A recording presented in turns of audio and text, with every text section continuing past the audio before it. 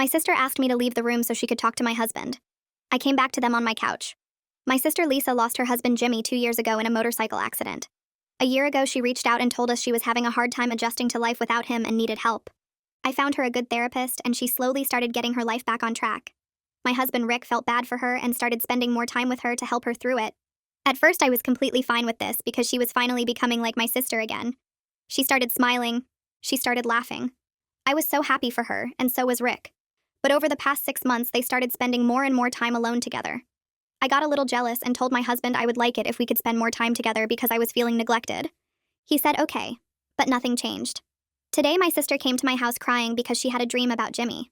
Rick and I sat her down in the living room to comfort her. I was already a little annoyed because the second I let her in the door, she ran straight into my husband's arms instead of mine. We all sat down, and Rick asked her what happened in the dream. She looked at me and actually asked me to leave the room because she didn't feel comfortable telling me. I was so hurt, I immediately got up and left.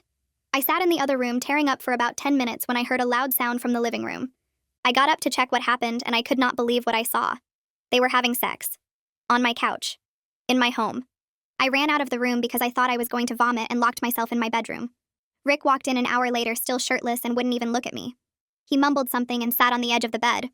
I was so angry that he couldn't even face me that I almost walked out right there. I asked him what the hell was going on between him and my sister. He sat there for minutes without saying anything while I cried my eyes out. I finally yelled at him to answer me. He whispered that he loved her. I lost it. I started screaming, how could he do this to me? Do these past 10 years mean nothing to him? I literally dropped to my knees and asked how could he betray me with my own sister and then tell me he loves her. He was quiet the entire time until I stopped. Then he said he had been regretting not experimenting with other women before we got married, and that he shouldn't have married the first girl he was ever with. I was stunned. I asked if he ever even loved me. He said yes, but that after spending time with Lisa, he realized she is who he wants to be with. I had no words. My entire life was falling apart in front of my eyes. I told him I might be pregnant. He said he would think about supporting me. Then he said he was leaving me to be with my sister. He apologized and told me I deserve better than him, and that if I agree to divorce him, he will give me everything. He just wants out of our marriage. In that moment, I felt like I hated him more than I have ever hated anyone. I screamed at him to get out and that he ruined my life, and I hope he's happy. Then he had the audacity to try to hug me. I pushed him off and someone knocked on the bedroom door. He told me he still loved me and that we would figure everything out, and then he left. I decided to call my parents and tell them what happened. My mom was quiet for a long time and then dropped a bombshell on me. She said Lisa had already told her weeks ago that she had feelings for Rick and wanted to be with him. My own mother knew and said nothing. I asked her why she didn't warn me, and she said she didn't want to start drama between her daughters. I hung up on her. Then I got a text from Lisa. She said she was sorry, but that she and Rick were meant to be, and that I would understand one day. She also said Mom had given them her blessing. I sat there staring at my phone, realizing that my husband, my sister, and my own mother had all betrayed me. But what none of them know is that this morning I got the results back from the doctor. And what those results say is going to change everything for all of them. I pulled the medical papers from my purse where I shoved them this morning before everything fell apart. The words swim in front of my eyes because I'm crying so hard I can barely see. Negative. Not pregnant. The one thing I thought might give me some power in this nightmare doesn't even exist. I crumple the paper in my fist and throw it across the bedroom. It bounces off the wall and lands on the floor next to Rick's dirty socks that he left there this morning like this was just another normal day. Part of me feels relief though, because at least I won't be tied to him forever through a child. At least I won't have to see his face at soccer games and school events for the next 18 years. At least any kid I might have someday won't have a father who chose my sister over their mother. I grab my phone with shaking hands and scroll through my contacts until I find her name. Maddie picks up on the second ring, and I can barely get the words out before I'm sobbing again. I tell her everything. About Lisa asking me to leave the room. About finding them on my couch. About Rick saying he loves her. About my mom knowing for weeks and saying nothing. Maddie starts cursing so loud I have to pull the phone away from my ear. She tells me she's getting in her car right now and she'll be there in 2 hours. I hear her keys jingling in the background and a door slamming. She's already looking up divorce lawyers on her phone while she's talking to me. She rattles off 3 names and says her cousin used one of them last year and got everything in the settlement. I'm still crying, but hearing her voice makes me feel like maybe I can survive this. Maybe I'm not completely alone, even though my husband and sister and mother all betrayed me. Maddie shows up at my house right as the sun is setting. I'm still locked in the bedroom where I've been since Rick left hours ago. I haven't moved from this spot on the floor next to the bed. My legs are numb and my face hurts from crying. She doesn't bother knocking. She just opens the door and sits down next to me on the carpet. She doesn't say anything at first. She just puts her arm around me and lets me cry into her shoulder. After a while, she stands up and starts pulling clothes out of my dresser. She throws them into the suitcase she brought from her car. She grabs my toothbrush from the bathroom and my phone charger from the nightstand. She tells me I'm not spending another night in this house where my husband had sex with my sister on my own couch. I don't argue with her. I just let her pack my stuff and help me stand up. My legs feel weak when I try to walk. We leave through the back door because I can't stand to walk past that couch in the living room. The drive to Maddie's apartment takes forever. She lives 2 hours away in the city, and the whole time I just stare out the window watching the streetlights blur past. She tries to talk to me a few times, but I can't really respond. My brain feels foggy, like I'm watching everything happen to someone else. We stop at a gas station halfway there, and she buys me a bottle of water and some crackers because I haven't eaten anything since breakfast. I can't even remember what I ate this morning. Everything before walking in on them feels like it happened in a different lifetime. When we finally get to her place, she makes up her couch for me with blankets and pillows. She tells me I can stay as long as I need to. She tells me we're going to get through this together. I believe her because I have to believe someone right now. The next morning, I wake up on Maddie's couch, and for about 3 seconds, I forget what happened. Then it all comes crashing back, and I feel like I'm going to throw up. Maddie is already awake, making coffee in her tiny kitchen. She slides my phone across the coffee table toward me and tells me I should probably look at it. I pick it up, and my stomach drops. 23 missed calls from Rick. 15 missed calls from Lisa. 8 missed calls from my mother. There are dozens of text messages too, but I can't bring myself to read them. I can see the previews though. Rick saying we need to talk. Lisa saying she's sorry. My mom saying I'm overreacting. I feel rage building in my chest like nothing I've ever felt before. Maddie watches me scroll through all the notifications, and then she takes the phone from my hands. She shows me how to block all 3 of their numbers. I watch their names disappear from my contact list one by one. It feels good to erase them like that, even though I know it doesn't actually solve anything. 3 days later, I'm sitting in a law office downtown meeting with Cameron Braun. Maddie's cousin used him for her divorce last year and said he was tough but fair. He's older than I expected, with gray hair and glasses that slide down his nose when he looks at his computer screen. I tell him everything that happened, and he takes notes on a yellow legal pad. He doesn't seem shocked or even surprised. He probably hears stories like this all the time. When I finish talking, he leans back in his chair and asks me what I want out of the divorce. I tell him Rick offered to give me everything if I agree to end it quickly. Cameron raises his eyebrows at that. He says Rick's offer might actually be real if he's desperate enough to avoid a messy public divorce that exposes the affair. He says we should take him up on it before he changes his mind, or his lawyer talks him out of it. He explains that most divorces drag on for months or even years, but if Rick really wants out this fast, we could be done in a few weeks. The thought of being legally free from him, that quickly makes me feel something close to hope for the first time since this nightmare started. Cameron sends a formal letter to Rick's phone that same afternoon. The letter says I'm represented by legal counsel now and all communication has to go through Cameron. No more calls, no more texts, no more showing up at places I might be. Within 2 hours, Cameron gets a call from Rick's lawyer. I'm sitting in his office when his phone rings and I watch his face while he talks. He hangs up and tells me Rick's lawyer wants to schedule a meeting to discuss settlement terms. Cameron says this confirms what he suspected. Rick really does want this over as fast as possible.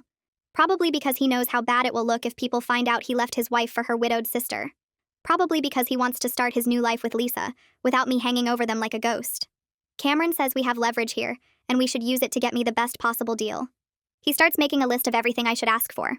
The house, the savings account, his retirement fund, everything we built together over 10 years of marriage that he's willing to throw away. The next day, Maddie drives me back to my house to get more of my stuff. We wait until noon because we know Rick will be at work. Walking through the front door feels strange, like I'm trespassing in someone else's home. Everything looks the same, but it all feels different now. Contaminated. Maddie follows me from room to room while I grab clothes and books and random things I can't imagine leaving behind. In the living room, I see something small and gold on the floor near the couch. I bend down to pick it up and my stomach turns. It's Lisa's earring. The one shaped like a tiny heart that Jimmy gave her for their first anniversary. She wore them every day after he died like a way to keep him close. She was wearing them yesterday when she came over crying about her dream. She must have lost it when she was having sex with my husband on my furniture. I run to the bathroom and throw up in the toilet. Maddie finds me there a few minutes later and helps me stand up. She takes the earring from my hand and throws it in the trash. She tells me we're almost done and then we can leave. We're carrying boxes out to Maddie's car when Rick's truck pulls into the driveway. My heart starts racing and I freeze on the front steps. He gets out and walks toward us like he has every right to be here. Like this is still his home. Maddie drops her box on the ground and steps between us before he can get close to me. She tells him I have a lawyer now and he needs to contact Cameron if he wants to talk.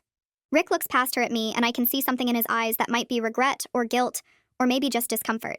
He says Lisa is already talking about moving in with him. He asks if I'm going to be reasonable about the timeline for the divorce. Reasonable. Like I'm the one being difficult. Like I'm the one who destroyed our marriage. Maddie tells him to leave or she's calling the police. He holds up his hands and backs away toward his truck. Before he leaves, he says one more thing.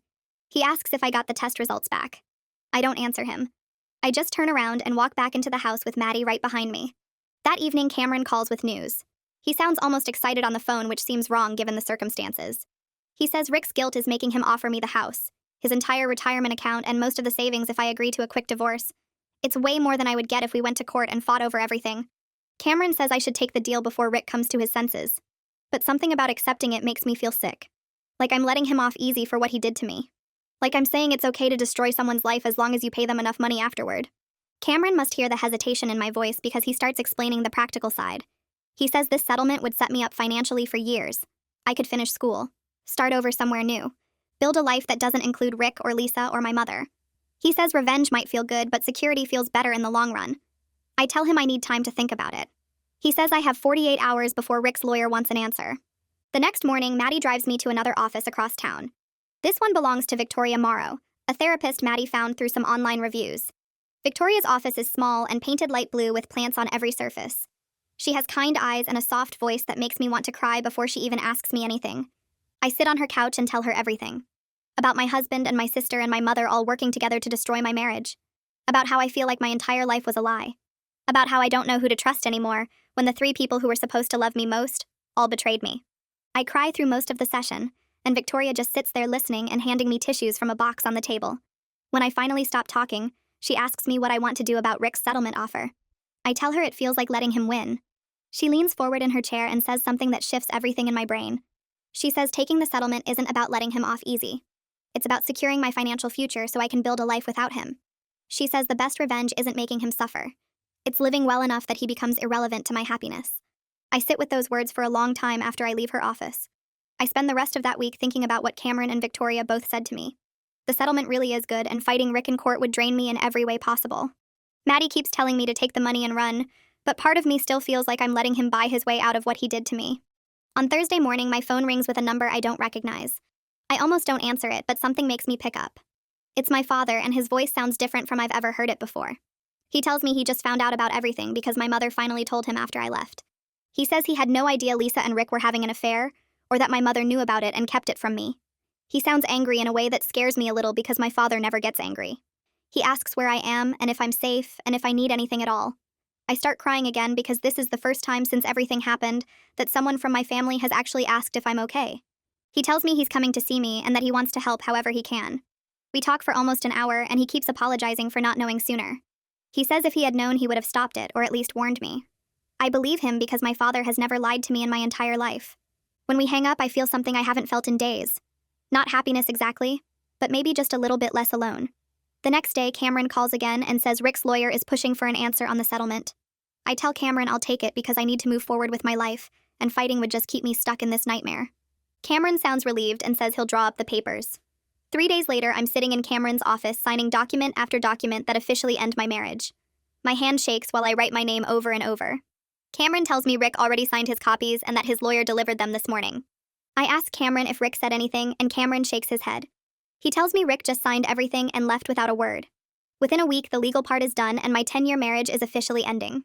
It feels surreal to think that a decade of my life can be reduced to a stack of papers in a manila folder. I'm back at Maddie's apartment when I get a text from a number I don't have saved. The message says it's Thomas and he wants to talk to me if I'm willing. Thomas is Rick's older brother and we've always gotten along pretty well. I haven't heard from him since everything happened and I'm surprised he's reaching out now. I tell him he can call me and my phone rings 2 minutes later. Thomas sounds uncomfortable, but he starts talking anyway. He tells me he's sorry for what Rick did and that he tried to talk Rick out of it when he first found out about the affair. He says Rick wouldn't listen and kept insisting that he and Lisa were meant to be together. Then Thomas tells me something that makes me feel a tiny bit better, even though I know I shouldn't. He says Rick and Lisa are already fighting all the time because being together isn't what they thought it would be. Thomas says they built up this fantasy in their heads during the affair, but the reality is completely different. He tells me Lisa gets jealous whenever Rick talks to any other woman, and Rick is already getting annoyed with how demanding she is. Thomas says Rick mentioned to him that I never acted that way, and he's starting to realize what he gave up. I don't know what to say to that, so I just thank Thomas for calling and telling me. After we hang up, I sit there thinking about how Rick and Lisa are already miserable together. It should make me happy, but instead, it just makes me feel empty. The following week, I start the process of moving back into the house. Rick agreed to move out immediately as part of the settlement, so the house is legally mine now. Maddie takes time off work to help me, and we spend 3 days cleaning out everything that reminds me of Rick. We pack up his clothes and his books and his stupid golf clubs that he never actually used. Maddie's friend has a fire pit in her backyard, and we drag the couch from my living room out there one night. The couch where I found Rick and Lisa together. We pour lighter fluid on it and Maddie hands me the matches. I light the whole book on fire and throw it onto the couch. We stand there watching it burn and Maddie opens 2 beers. She hands me one and we drink while the couch turns to ash. It feels good to destroy something after feeling so destroyed myself. By the end of the week, the house looks completely different. Maddie helped me rearrange all the furniture and we painted the living room a light gray color that I picked out. We hung new curtains and bought new throw pillows and got rid of every single picture that had Rick in it. Walking through my house now almost feels like walking through a stranger's home, but at least it doesn't remind me of him anymore. I'm in the kitchen making coffee when someone knocks on my front door. I open it and my mother is standing there with a casserole dish in her hands. She tries to walk inside, but I block the doorway. She tells me she wants to talk and that we need to work this out because we're family. I tell her she chose Lisa over me when she kept the affair secret and she needs to leave.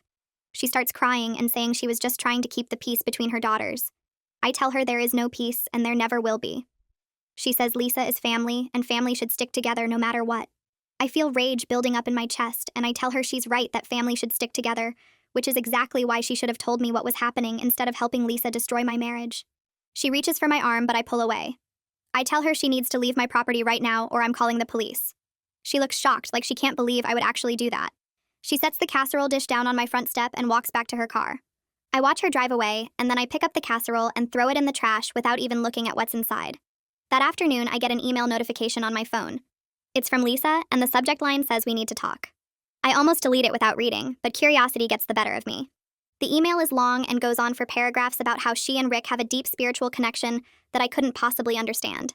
She writes that they bonded over grief and loss, and that Rick helped her heal from Jimmy's death in ways no one else could. She says I should understand because I once loved Rick too, and I should want him to be happy. She actually writes that she hopes one day I can forgive her, and we can be sisters again. The whole thing makes me want to throw my phone across the room. I forward the email to Maddie without responding to Lisa. Maddie calls me 10 minutes later, and we spend an hour laughing bitterly at how Lisa managed to make herself the victim in all of this. Maddie reads parts of the email out loud in a mocking voice, and it feels good to laugh even though nothing about this situation is actually funny. A few weeks after the divorce is finalized, I walk into the community college registration office with a folder full of paperwork.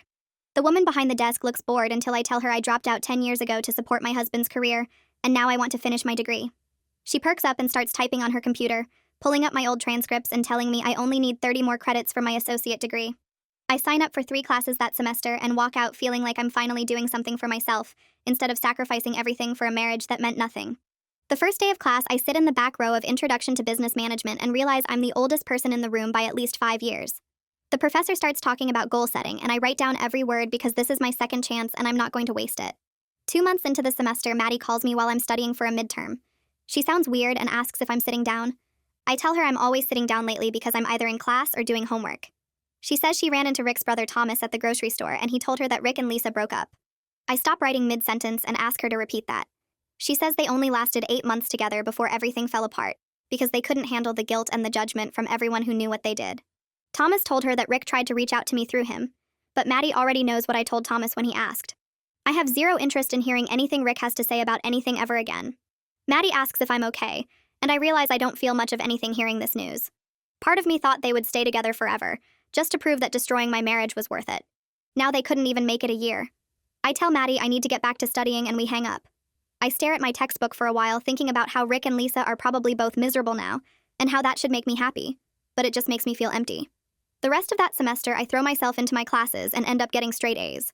My father takes me out to dinner to celebrate and tells me how proud he is that I'm building a new life. He mentions that he and my mother are definitely getting divorced because he can't forgive her for enabling Lisa's affair and keeping it secret from me. I feel guilty that my parents' marriage is ending because of what happened to me, but my father says some betrayals are too big to move past. Over the next year and a half, I take more classes and work part-time at a bookstore near campus. The work is easy, and my coworkers are college kids who don't know anything about my past. I like being anonymous there. I like that nobody looks at me with pity or whispers about what my sister did. Thomas texts me occasionally to check in, and one day he mentions that Rick is dating someone new. He says Rick seems to have finally accepted that we're never getting back together. I read the message twice and wait for some kind of emotional reaction, but nothing comes. No anger, no jealousy, no sadness, just complete indifference to what Rick does with his life now. I text Thomas back thanking him for letting me know, and then I delete the message thread. 2 years after the divorce, I walk across the stage at the community college graduation ceremony in a cap and gown. My father and Maddie are in the audience cheering louder than anyone else when they call my name. After the ceremony, we go out for lunch and Maddie gives me a card with a gift certificate for new work clothes. My father hands me an envelope with a check inside to help me start my career. I cry a little because this is my family now. Not Rick, not Lisa, not my mother. Just the people who stuck by me when everything fell apart. My life is smaller than the family I thought I had, but it's real and supportive and genuine. I start applying for jobs in my field and land an entry-level position at a marketing firm 3 weeks after graduation. The pay isn't great, but it's a start, and I'm building something that's mine. I'm in a good place now with my degree and a career path I'm actually excited about. I still see Victoria every other week for therapy because the betrayal changed me in ways I'm still working through. I have trust issues that pop up at weird times. I second-guess people's intentions. I keep walls up that probably shouldn't be there anymore. But I survived the worst thing I could imagine happening to me, and I came out stronger on the other side. Some days I still think about that night when I walked into my living room and saw Rick and Lisa on my couch. The image is burned into my brain forever. But now when I think about it, I don't feel the same crushing pain I used to feel. Now I just feel grateful that I found out who they really were before I wasted any more years of my life on people who didn't value me.